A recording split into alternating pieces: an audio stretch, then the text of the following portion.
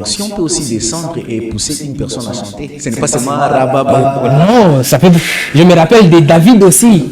Quand il dit, je me sens bien quand je porte dans la maison du Seigneur. C'est quand l'onction descend, il s'oublie qu'il est roi. Donc il se perd. C'est l'onction. Moi, je ne parle pas de l'onction de nos sœurs ici qui entrent dans l'église et après, elles sortent comme ça. Parce que la majorité de nombre de personnes, quand on parle de l'onction, elles voient des rabababa. Non, c'est pas seulement des rabababa. Si vous dites ça, donc vous voulez nous dire que Myriam et le roi David est aussi parlant en langue. Parce que moi, je lis la Bible. J'ai pas vu, on a dit l'onction est descendue, Myriam parlait en langue, mais je vis quand Myriam dansait, quand David dansait, et les gens critiquaient David en disant quel est ce genre de roi qui danse. Lui-même répondit, je me sens bien si je me retrouve dans la maison du Seigneur. Maintenant, l'onction, lorsque Dieu donne l'onction, est-ce que Dieu peut encore reprendre l'onction? On peut avoir l'onction et perdre l'onction. Tu peux perdre l'onction si tu n'es pas loin du Saint-Esprit. Si tu n'es pas scellé. Parce que, j'ai dit pourquoi c'est là. Parce que David, elle avait pris la femme de Uri. Mais il était scellé du Saint-Esprit. C'est quand Dieu a dit, voici l'homme, c'est le mon cœur. Il était scellé du Saint-Esprit. Et il n'y avait pas moyen que l'onction, le Saint-Esprit puisse les quitter. Alors, comment savoir qu'on est scellé du Saint-Esprit et on n'est pas scellé du Saint-Esprit pour faire attention de ne pas perdre l'onction? C'est en vivant la parole. Ok. On peut se dire que nous sommes des chrétiens. Et tu peux te dire chrétien, mais tu ne vis pas la parole. Comment vivre la parole, homme de Dieu? Parce qu'il y a des termes que vous nous sortez là. Moi, je peux comprendre, mais les gens qui nous suivent là, ça les embrouille un peu dans la tête. Comment ça? Vivre la parole, Ok. c'est faire tout ce que Dieu a dit dans les Saintes Écritures. Ok. Ne pas aller à l'encontre. Par exemple, je dis, Christ me dit de ne pas manger de l'excès. Et moi, je fais l'excès. C'est un péché. Et je suis contre les Écritures. Ok.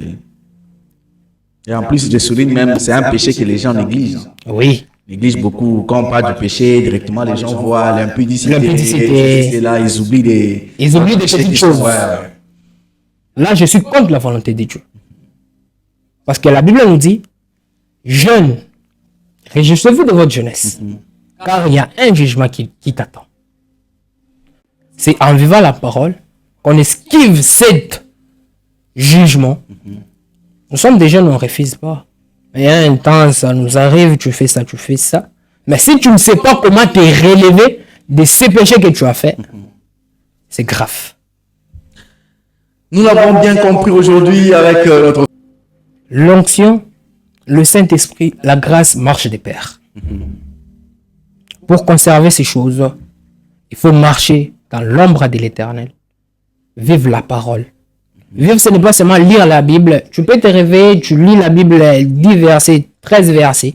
Mais si tu ne vis pas ce que tu lis, ça ne sert à rien de lire. On dirait que tu lis un livre de mathématiques, un livre de français. Parce que quand on lit le livre de français, on applique ça. Ouais. Et la Bible, c'est la même, c'est le cas. Tu lis la Bible, tu appliques ce que tu lis. Parce que quand tu appliques la chose, même à l'école, quand tu appliques la chose, tu as connaissance de la chose. Oui.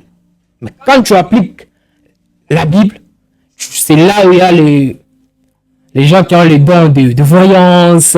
Ils voient les choses que l'un n'a point vues, l'oreille n'a jamais entendues. C'est en lisant les Saintes Écritures, croire à la parole, c'est donner à fond.